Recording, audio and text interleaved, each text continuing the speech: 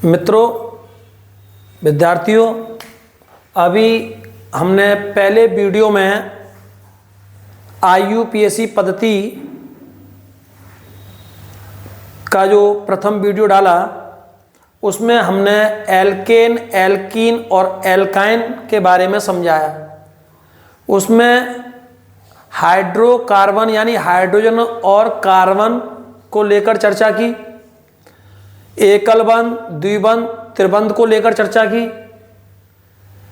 और एल्क की जो काउंटिंग थी meth, eth, pro, but, pent, hex, hept, oct, non dec, उसकी चर्चा की। अब उन कार्बनिक यौगिकों में चाहे वो संतृप्त हो या असंतृप्त, उनमें जब कोई क्रियात्मक समूह आ जाता है तो उनसे संबंधित क्रियात्मक समूह का नाम लिखते समय हमें उन संबंधित एल्केन, एल्किन, एल्काइन के नामों में जैसे एल्कोहल है, एस्टर है, एल्डिहाइड है, कीटोन है, कार्बोक्सिलिक अम्ल है या कोई हैलोजन तत्व है। हैलोजन तत्व आप जानते ही हैं, FCl, Br, I आदि, फ्लोरो, क्लोरो, ब्रोमो, आयोडो, ये शब्द आ जाएं, फ्लोरीन, क्लोरीन, ब्रोमीन, आयोडीन, तो हम इनका अंकन इन क्रियात्मक समूह के हिसाब से भी करते हैं।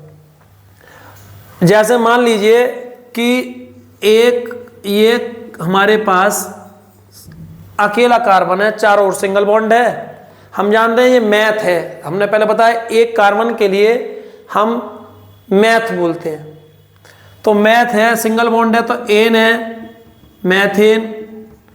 मान लीजिए ये है CH4।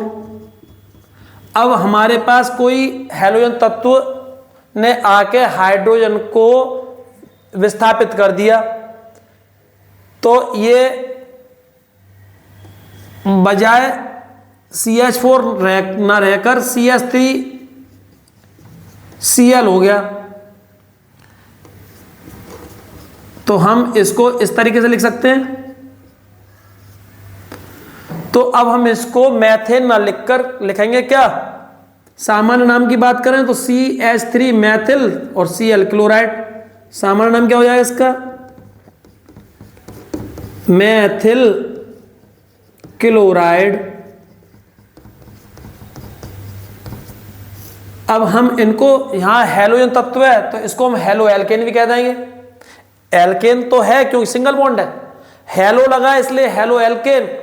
लेकिन नामकरण जब करेंगे कौन सा, IUPAC, तो एक कार्बन को कहेंगे मैथ, क्या कहेंगे, सिंगल बॉन्ड है एन, इसी पर Cl लगा तो हम इसको बोलेंगे क्लोरोमेथेन। क्या बोलेंगे, क्लोरोमेथेन। जब मान लो एक और क्लोरो लग जाता है इसी पे, एक H और हट जाती, तो इसका सूत्र हो जाता CH2Cl2, यही तो हो जाता। तो इसको दो जगह क्लोरो तो डाई क्लोरो मैथेन। कार्बन तो एक ही है, क्लोरो ही तो दो गए, एक और हो जाता Cl, एक H और हट गई, तो ये क्या हो जाता, CHCl3। तो बोल देते ट्राइक्लोरोमेथेन।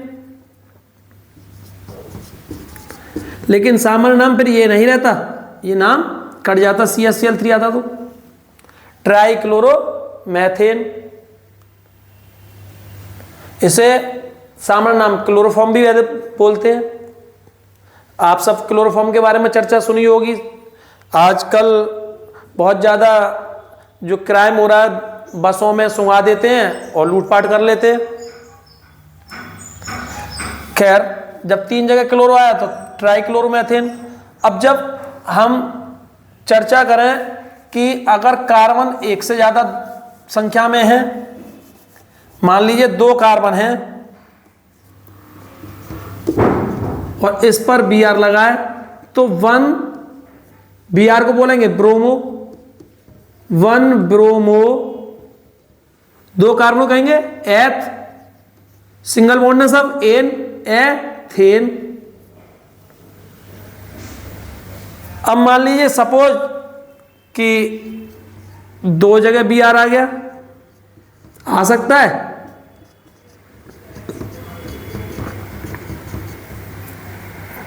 तो पहले पे भी Br तो 1, दूसरे पे Br, 2, 1, 2, 2 ब्रोमो तो die bromo, die bromo. 2 carbon को क्या बोलेंगे, काउंटिंग की थी, ध्यान है, 1 कार्बन को मैथ, 2 को एथ, शाबाश, एथ। एथ में सिंगल बॉन्ड को क्या बोलते हैं, जोड़ते हैं एन, एथेन। अब मान लीजिए कि एक Br ये है, एक Br ये है, एक Br और जुड़ गया, H, H, H। तो इसको क्या बोलेंगे, 1, 1, एक तरफ 2 है तो 1, 1, 2 ट्राई ब्रोमो, 1 ब्रोमो को ब्रोमो, 2 ब्रोमो को डाई ब्रोमो, 3 है तो try bromo, try bromo, 2 carbon एथ में एन, एथेन। इस तरीके से ऐसे ही अगर Cl है तो क्लोरो, ऐसे ही I है तो आयोडो, यदि F है तो फ्लोरो करके आप नामकरण कर सकते हैं। आसान है, कोई दिक्कत नहीं। अब हम बात करें कि अगर हम IUPAC नाम लिख रहे हैं और उस कार्बन की श्रृंखला में OH समूह, क्या OH समूह, एल्कोहल समूह उपस्थित है, तो एल्कोहल समूह, एल्कोहल होते क्या है, जब एलिफेटिक कार्बनिक हाइड्रोकार्बन में, एलिफेटिक हाइड्रोकार्बन में हाइड्रोजन को कौन प्रतिस्थापित कर दे, OH, तो हाइड्रोक्सी व्युत्पन्न बनते हैं, उन्हें हम एल्कोहल कहते हैं। जैसे मान लीजिए कि हमने अभी ये था हमारे पास CH, H, H, H, H, C2H6, क्या है C2H6, इसका एक H को OH ने प्रतिस्थापित कर दिया तो क्या हो जाएगा, ये हो जाएगा आपका C2H5OH। तो हाइड्रोक्सी व्युत्पन्न हो गया। ये जब हाइड्रोक्सी व्युत्पन्न हो जाए तो वो आपके कहलाते हैं एल्कोहल। ऐसे ही मैथ में भी हो सकता था, एक कार्बन पे भी इस तरीके से बन सकता था। अब इसमें होता क्या है, जब हम सामान्य नाम की बात करें तो CH3OH ये सूत्र बनेगा और इसका नाम हो जाएगा मेथिल एल्कोहल। इसका नाम बनेगा C2, ये लिखाई है सूत्र, ये बनेगा C2H5OH एथिल एल्कोहल। भाई C2H5 को क्या कहते हैं, एथिल, CH3 को मैथिल। अब ये मैथिल, एथिल, प्रोपिल, ब्यूटिल, यानी कि एल्केन से एक H कम हो जाए, एल्केन से एक H कम हो जाए तो वहां वो एल्केन, एल्केन ना रहकर एल्किल में बदल जाता है। यहां CH4 होता तो एल्केन होता, एक H कम हो गया तो मैथिल हो गया, एल्किल हो गया। यहां C2H6 होता तो एल्केन होता यानी एथेन, यहां एक H कम हो गई तो क्या हो गया, एथिल हो गया। एक H कम हो जाए एल्केन से तो वो एल्केन, एल्केन ना रहकर एल्किल हो जाता है। अब यहां देखेंगे कि जो H हटी उसकी जगह OH आ गया तो ये अपने आप में हाइड्रोक्सी व्युत्पन्न हो गया, इसको हम एल्कोहल कहते हैं। इनका नामकरण करते समय संबंधित एल्किल समूह में या संबंधित एल्क में हम अंत में ऑल जोड़ देते हैं। क्या जोड़ देते हैं, अंत में ऑल। या अगर हम यहां पूर्व लग्न लगाएं तो हाइड्रोक्सी लगाते हैं, दोनों में से एक चीज लगाएंगे। अगर हाइड्रोक्सी लगाएंगे तो पूर्व में लगाएंगे यानी पहले लगाएंगे, और ऑल लगाएंगे तो बाद में लगाएंगे। जरा देखें CH3OH कार्बन कितने हैं इसमें, एक कार्बन को क्या कहते हैं, मैथ, क्या कहते हैं, मैथ। सभी single bond ane, methane. Methane में हमने ऑल जोड़ दिया, क्या जोड़ दिया, मैथेन प्लस ऑल, यह इज इक्वल टू आपका हो गया मैथेनॉल। ये इसका IUPAC नाम हो गया, मैथिल एल्कोहल का। मैथिल एल्कोहल मैंने पहले बताया सामान्य नाम, मैथेनॉल IUPAC नाम। जरा यहां देखें, दो कार्बन को हम कहेंगे एथ, एथ में single bond ane, ethane. Ethane में हमने ऑल जोड़ा यानी एथेनॉल, यानी कि संबंधित एल्केन में हम ऑल जोड़ देते हैं, एल्केन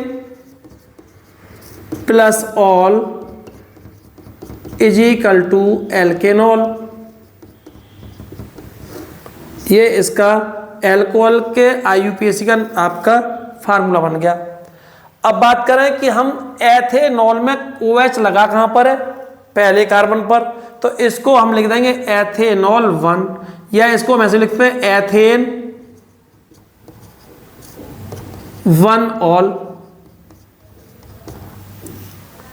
एथेन 1 ऑल, या इसको हम ऐसे लिखते हैं 1 हाइड्रोक्सी, 1 हाइड्रोक्सी, क्योंकि पूर्व में लगा रहे हैं तो हाइड्रोक्सी लगाएंगे, बाद में लगाएंगे तो ऑल लगाएंगे। 1 हाइड्रोक्सी, दो कार्बन तो एथ,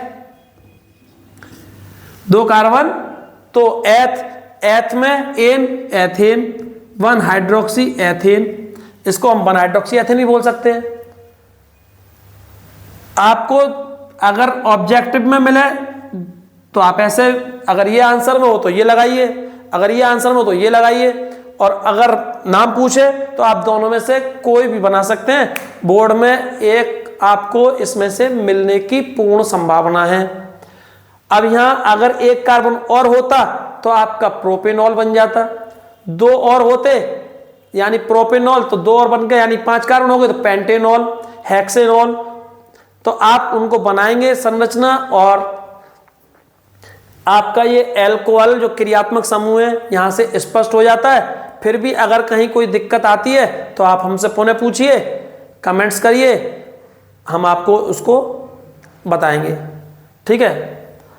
और यहीं मैं अगले वीडियो को जो अब भेजूंगा तो आपको उसमें एस्टर, एल्डिहाइड, कीटोन, कार्बोक्सिलिक अम्ल और भी आपका जो भी रह गए हैं एमीन वगैरह, तो हम उनमें भी चर्चा करेंगे, और सबके आपको IUPAC नाम बहुत आसानी से सिखाने का प्रयास करेंगे, ठीक है। जय हिंद, जय भारत, धन्यवाद।